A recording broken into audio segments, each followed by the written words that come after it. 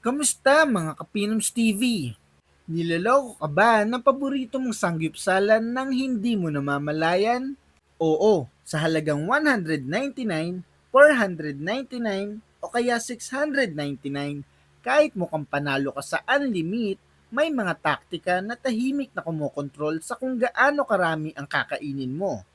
Habang abala ka sa pag-iihaw, pakikipagkwentuhan at pag enjoy ng pagkain, unti-unti ka nang pinapabusog. Hindi para masulit mo, kundi para masiguradong hindi sila malulugi.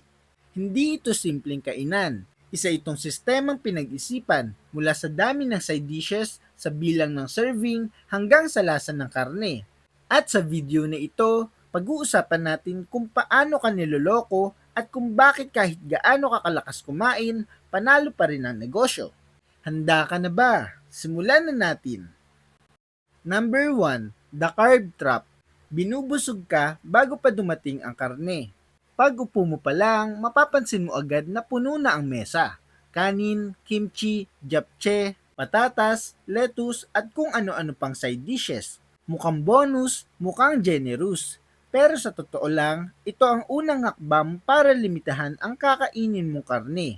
Ayon sa nutrition science, ang carbohydrates tulad ng kanin at noodles ay mabilis magbigay ng energy at satiety o pagkabusog. Kapag kumain ka ng carbs, tumataas ang blood sugar mo at naglalabas ang katawan ng insulin, isang hormone na tumutulong para makaramdam ka ng kabusugan. Ibig sabihin, kahit hindi ka pa nakakakain ng maraming karne, nagsisimula ka ng mabusog. Dagdag pa rito, ang mga side dish tulad ng kimchi at gulay ay may fiber. Ang fiber ay nagpapabagal ng digestion kaya mas matagal ka nakakaramdam ng fullness. Sa madaling salita, bago pa man dumating ang mahal na pagkain o ang mga karne, napupuno ka na ng murang pagkain. Number 2, the slow cooking effect.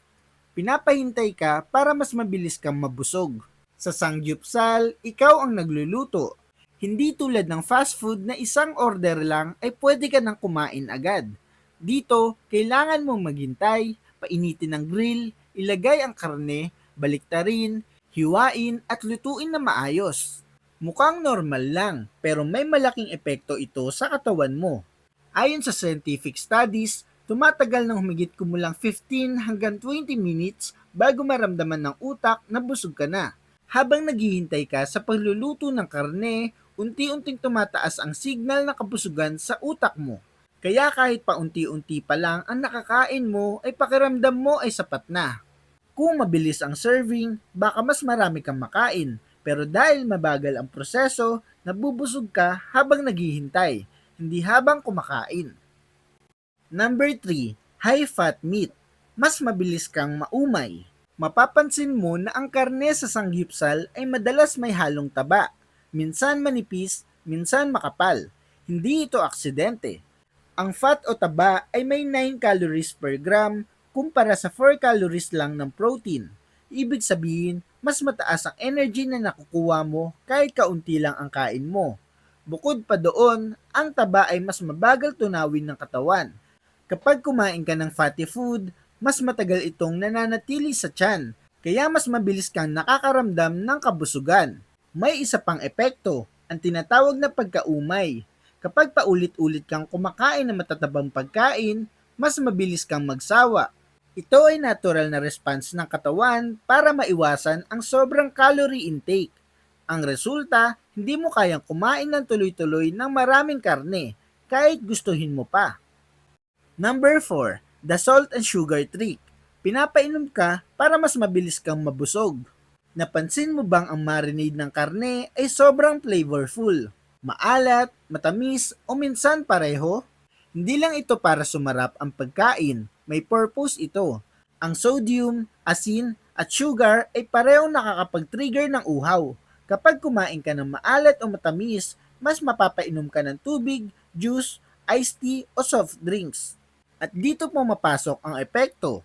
Kapag uminom ka habang kumakain, napupuno ang tiyan mo hindi lang ng pagkain, kundi pati ng likido. Ayon sa dietary studies, ang pag-inom ng fluids habang kumakain ay nakapagpapabilis ng satiety dahil lumalaki ang volume sa tiyan. Ibig sabihin, mas kaunting karne ang kakainin mo dahil napuno ka na ng tubig.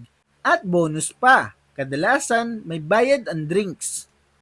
Number 5, the unlimited illusion. Feeling mo marami kang nakakain pero hindi pala. Ang salitang unli ay napakalakas na psychological trigger. Kapag alam mong unlimited ang pagkain, mas nagiging relax ka. Iniisip mo, okay lang, pwede pa akong umorder ulit. Pero sa realidad, may mga hidden limits tulad ng maliit ang serving kada refill. Kailangan mo maghintay bago makakuha ulit at may social pressure kapag group setting. Dahil dito, kahit ilang beses kang umorder, hindi mo napapansin na control pa rin ang total consumption mo. Sa psychology, ito ay tinatawag na perceived abundance versus actual intake. Akala mo marami kang nakain pero kapag binilang mo, hindi pala ganun kadami. Number 6, the leftover pressure. Pinipilit kang ubusin ang ayaw mo na. Isa sa pinaka-obvious na tactic ay ang leftover fee. Kapag may natira kang pagkain, may bayad. Sa unang tingin, para lang itong maiwasan ang food waste. Pero sa behavioral science, ito ay isang form ng loss aversion. Ayaw mong magbayad ng extra, kaya pipilitin mong ubusin ang pagkain. Kahit busog ka na, kahit ayaw mo na yung taba, kakainin mo pa rin. Ang resulta, mas kaunti ang ni-order mo sa susunod, mas kontrolado ang consumption mo, at walang nasasayang sa side ng restaurant. Matapos mong malaman kung paano kanila kinokontrol sa pagkain, heto na ang mas malaking tanong. Kung limitado ang kinakain ng bawat customer, saan talaga nanggagaling ang kita ng unlimited restaurants? Ang sagot, hindi ito nakasalalay sa iisang tao, kundi sa sistema ng negosyo na nakabase sa average behavior ng customers at naririto kung paano nila ginagawa iyon. Number 1, bulk buying. Mas mura ang karne kaysa sa iniisip mo. Unang sikreto, hindi retail ang bili ng karne, wholesale. Habang ikaw ay bumibili ng karne sa palengke o grocery per kilo, ang mga sanggipsalan ay bumibili ng maramihan, minsan daang-daang kilo o tonelada. Dahil dito, bumababa ng malaki ang presyo. Halimbawa, ang retail na baboy ay nasa 350 pesos hanggang 450 pesos kada kilo, pwedeng bumaba sa 180 to 280 per kilo sa wholesale. Depende sa cut at supplier. Bukod pa rito, maraming restaurants ang gumagamit ng frozen imported meat, economy grade cuts, at mix or trim portions. Hindi ibig sabihin nito na pangit ang quality, pero hindi rin ito ang pinakamahal na klase.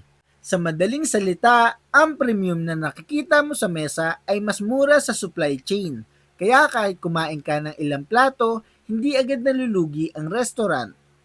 Number 2, the average eater rule. Hindi lahat malakas kumain. Ito ang pinaka-importanteng prinsipyo sa unlimited business. Hindi sila kumikita sa malakas kumain. Kumikita sila sa average ng lahat ng kumakain. Isipin mo ang isang grupo.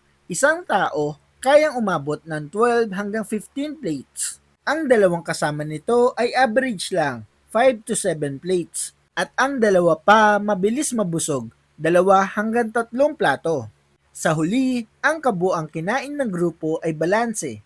Ayon sa behavioral studies sa dining habits, karamihan ng tao ay hindi kayang kumain ng sobra dahil sa social setting, nakikipagkwentuhan, self-awareness, nahihiya sa iba at physical limits, pagkaumay o kabusugan.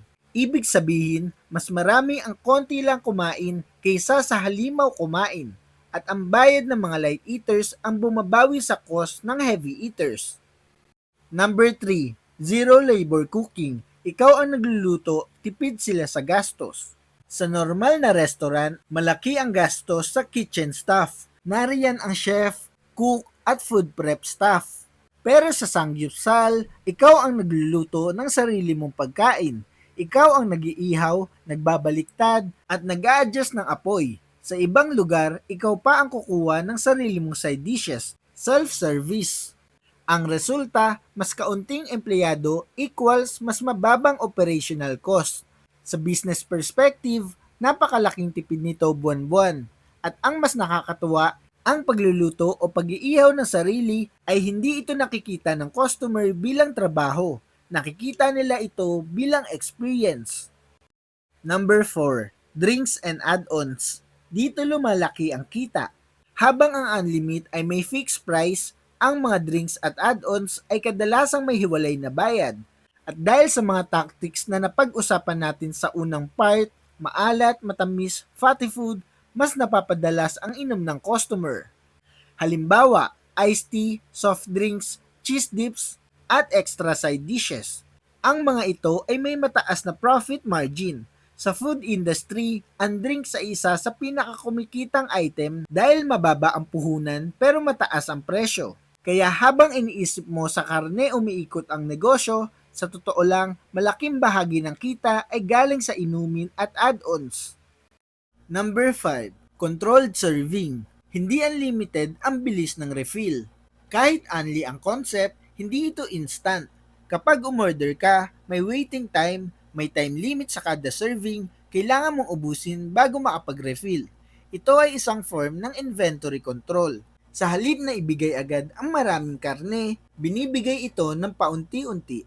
Ang nagiging resulta, mas mabagal ang consumption, mas kaunti ang nasasayang, at mas predictable ang gastos ng restaurant. At habang naghihintay ka ay nabubusog ka na. Number 6, the leftover policy. Walang nasasayang, walang lugi. Balikan natin ang leftover fee. Pero ngayon sa side ng negosyo. Kapag may natirang pagkain, either kakainin mo o magbabayad ka. Sa dalawang senaryo, panalo ang restaurant. Kung kinain mo, walang nasasayang na inventory. Kung nagbayad ka naman, may extra silang kita. Sa operations perspective, ito ay isang waste elimination strategy. At sa industriya ng pagkain, ang waste ang isa sa pinakamalaking sanhi ng pagkalugi. Kaya sa simpleng policy na ito, na-eliminate nila ang isa sa pinakamalaking risk sa negosyo. Number 7, volume business. Maliit ang tubo per tao pero bawi sa dami. Hindi kailangan malaki ang kita sa bawat customer. Ang mahalaga ay marami ang customers. Ang sanggipsal ay isang volume-based business. Mabilis ang turnover ng tables, maraming groups ang pumapasok at consistent ang demand, lalo na sa weekends. Halimbawa, kung kumita ka ng 100 pesos to 200 pesos per customer, pero may 100 customers ka sa isang araw, malaki na agad ang total profit. At dahil patok ito sa masa, tuloy-tuloy ang daloy ng tao. Sa kabuuan, kumikita ang mga sanggipsalan dahil sa kombinasyon ng murang sourcing ng karne, average eater behavior ng customers, tipid sa labor dahil self-cooking, mataas na kita sa drinks at add-ons, controlled serving system, zero food waste policy, at volume-based na negosyo. Sa madaling salita, hindi nila kailangan manalo sa bawat customer. Kailangan lang nilang manalo sa sistema. At iyon nga ang mga sikretong ayaw sabihin sa iyo ng mga sanggipsalan. Ngayon na alam mo na ang buong sistema, tanungin mo ang sarili mo. Sa tuwing nag-unlimit ka, ikaw ba talaga ang nananalo o ikaw ang inaasahang kumain ng sakto lang? Ang totoo, hindi naman masama ang konsepto ng sanggipsal. Hindi ka direktang niloloko. Binibigyan ka nila ng experience na sulit at masaya. Pero sa likod ng bawat grill, may mga taktika ng psychology at business na tahimik na gumagana para kontrolin ang iyong pagkain at siguraduhin kikita sila. Kaya habang iniisip mong sulit na sulit ka, bahagi ka na pala ng sistemang iyon. At ngayon, gusto kong marinig mula sa iyo. Para sa iyo, saan ang best na sanggipsalan sa Pilipinas? Naranasan mo na bang mabusog agad kahit kaunti pa lang ang nakain mong karne? At sa tingin mo, sulit pa rin ba ang unlimit o mas okay na ang a la carte? I-comment mo sa baba ang opinion mo para mapag-usapan natin yan. Kung nagustuhan mo ang video na ito, huwag kalimutang i-like, i-share ang video at mag-subscribe sa ating channel para mas updated ka sa mga paparating pa nating videos. Mga Kapinoms TV, maraming salamat sa panonood. Hanggang sa muli, ito ang Pinoms TV.